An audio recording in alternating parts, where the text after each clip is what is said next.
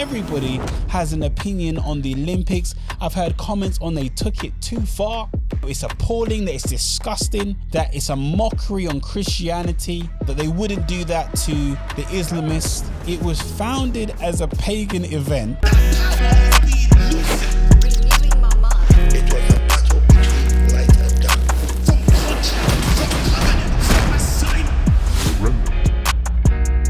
Welcome to The Remnant. You are The Remnant. Here we focus on three things. Number one, exposing the enemy, bringing light to dark places. Number two, healing and deliverance. With number three, the aim of building and equipping you, The Remnant. So make sure that you like this video, that you hit the subscribe button and the bell notification. That way, when we make an upload, you get notified. Today we're talking about the Olympics. Yes, the Olympics is trending because the Olympics is underway. It began a few days ago and there has been an uproar. Yes, I said it. There's been an uproar, not only from the Christian community, but even from the secular community. Everybody has an opinion on the Olympics. I've heard comments on they took it too far. That, it's appalling, that it's disgusting, that it's a mockery on Christianity, so on, so forth. It's believed that they portrayed the Last Supper and Christians are outraged and they feel like it's Christianity once again being made fun of, that they wouldn't do that to the Islamists and the Muslims, which I of course believe, because I feel like nothing is done to that community that is done to Christians. The alphabet community, they've taken on another opportunity to shove their agenda in your face. I've heard all of these different comments and I would like to address some of the comments. I would like to address the Olympics and what I think from a remnant perspective. And here on The Remnant, we always talk about going to the root of a thing, going to the root of a problem. Whether that's individually, we have to look at ourselves and we go to the root of what we believe and why we believe. If it's nations and situations, we have to understand the root, because if we're always picking at the fruit and we're picking at the branches, then and getting offended over those stuff, then we're not really understanding the topic in its entirety and in its fullness. So I believe if we're going to make a valid review on the Olympic ceremony, even if slightly in detail, we're not going to pick everything apart, but even just a little bit, I believe that we have to look at the root. So that being said, I think it would be a good idea to look at the origins of the Olympics, because we want to do an honest review. And I'm not saying that I'm going to go through the entire ceremony and do it that way.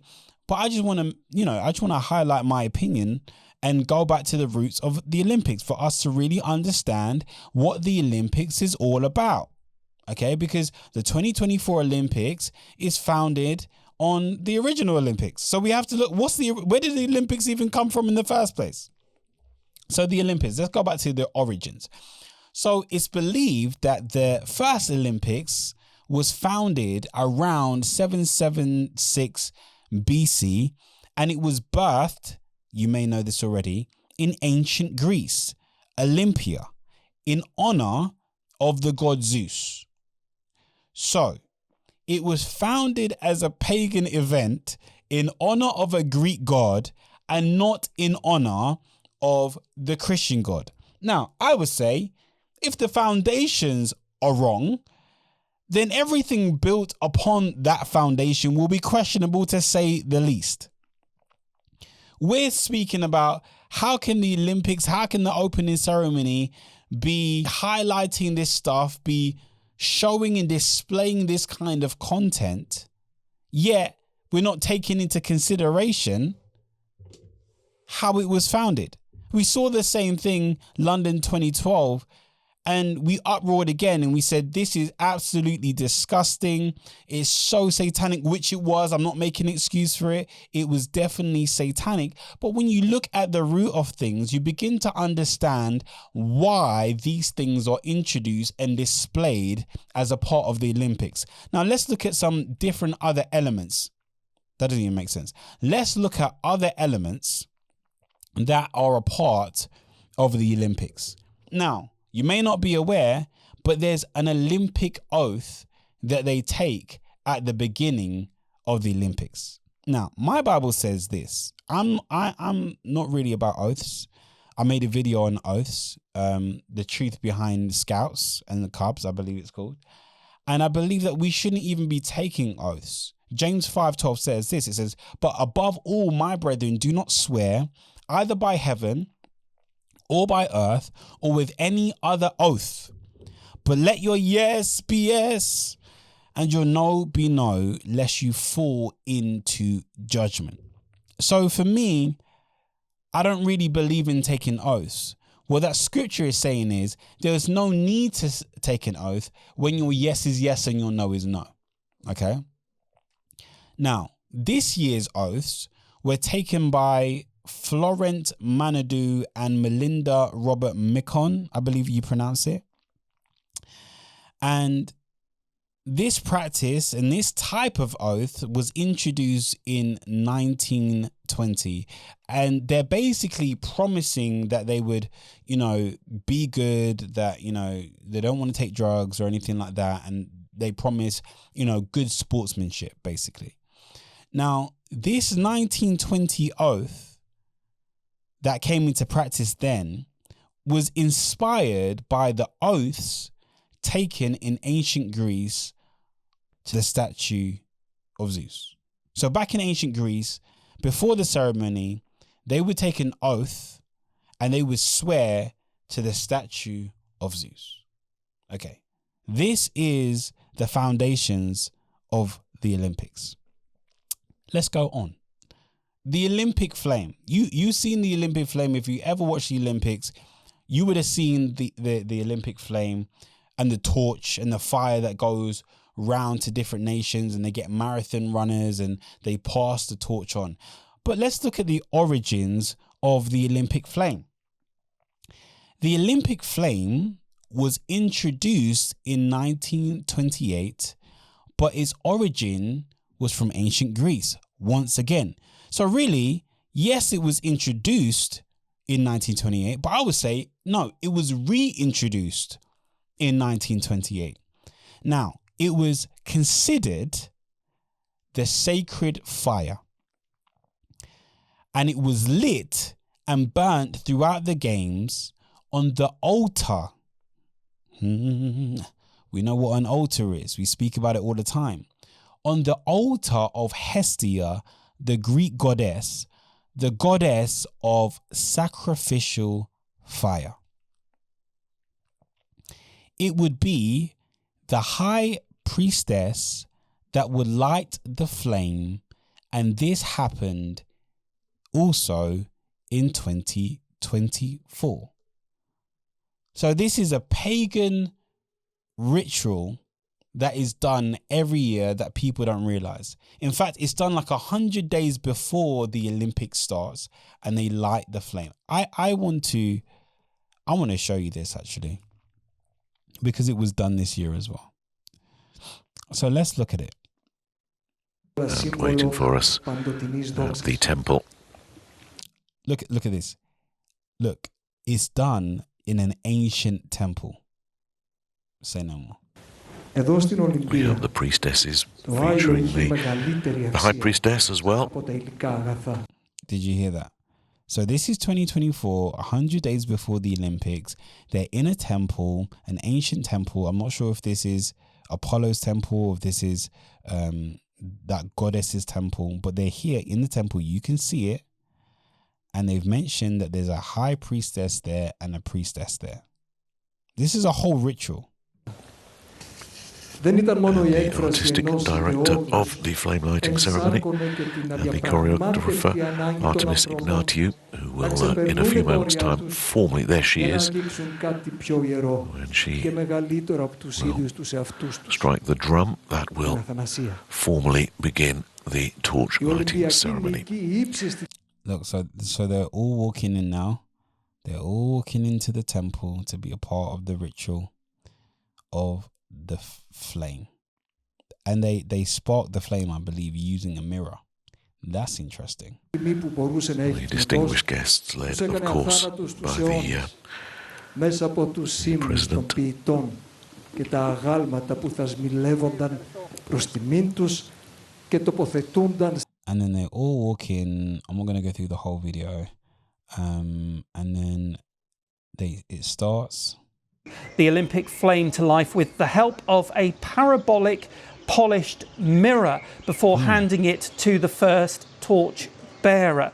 So there is a parabolic mirror that you can see there in the middle of your shot, which we think is actually what is going to be used to help light the flame. It will then be... Right, it will then be paused. Come on. I'm skipping because I don't want to get flagged. Here she is with the drum.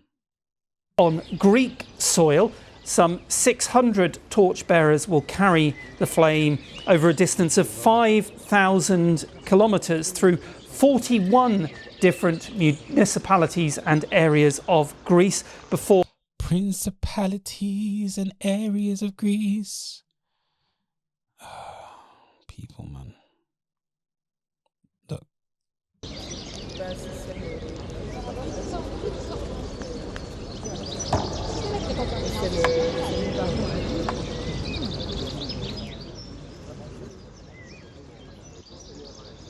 So here she starts the ceremony by the drum. Here you have all the priestess people that work in the temple. Yes, I know the actors, but they are imitating the ceremony. They're doing the actual ceremony. Okay. I'm going forward. Torch relay takes look, place you from have the the fire. to They've the made South the fire. Pacific. There you can see the flame being walked in to the ancient 2,600-year-old temple of Hera in Greece. The Greek president, the International Olympic Committee president, amongst the dignitaries there, as of course are the officials from the Paris 2024 municipalities, before it is then handed over to the Paris 2024 organisers. That will have a special ceremony as well at the site of the trees. There'll be 400 towns. Sorry that I'm going through this really quick, but I just want to kind of show you that how pagan this entire event is. Να μας συντροφεύσει ο Φίβος, ο Φωσφόρος βασιλεύς. Απόλλωνα, Θεέ του ήλιου και της ιδέας του φωτός. I think she's the high priestess. Jesus help us. So you can see how pagan this event is from the very get-go. Okay. Now let's talk about France, because this is where it's taking place. Now we have to understand how France operates. Now, I say this, let's look at the president of France, and I'm not coming for anyone. I'm not trying to judge anybody. That's not what I'm doing. But what I'm trying to say is the principles and the culture flow top down. In any organization, in any business, it is almost fashioned after how the leader thinks, how the leader acts. That's where we get the culture from. So if your leader is God-fearing, is respectful, is kind, has family values first, then you will see that reflected in that business or in that nation. Now, if your leader mocks God, loves evil, loves perversion, then that will be reflected in the business or the nation. And I believe that that's what's happened when it comes to France. Because if we look at the president of France, Mr. Emmanuel Macron, I believe that this man, he's a high-ranking Freemason. I believe he's a Grand Master. I found this out. I looked online and I saw that he's a Grand Master, but last time I looked, it's like they removed everything, so you can no longer find the source. It seems to have disappeared totally from the internet. This man is in favor of euthanasia, otherwise known as mercy killing. I call it assisted suicide. He was encouraged in this by France's largest Masonic lodge, the Grand Orient de France. I'm not even sure if I said that right, but it sounded Frenchish. His wife is, listen, this story was crazy. His wife is 20 years his senior, but that's not even the disturbing fact. The disturbing fact is how it started.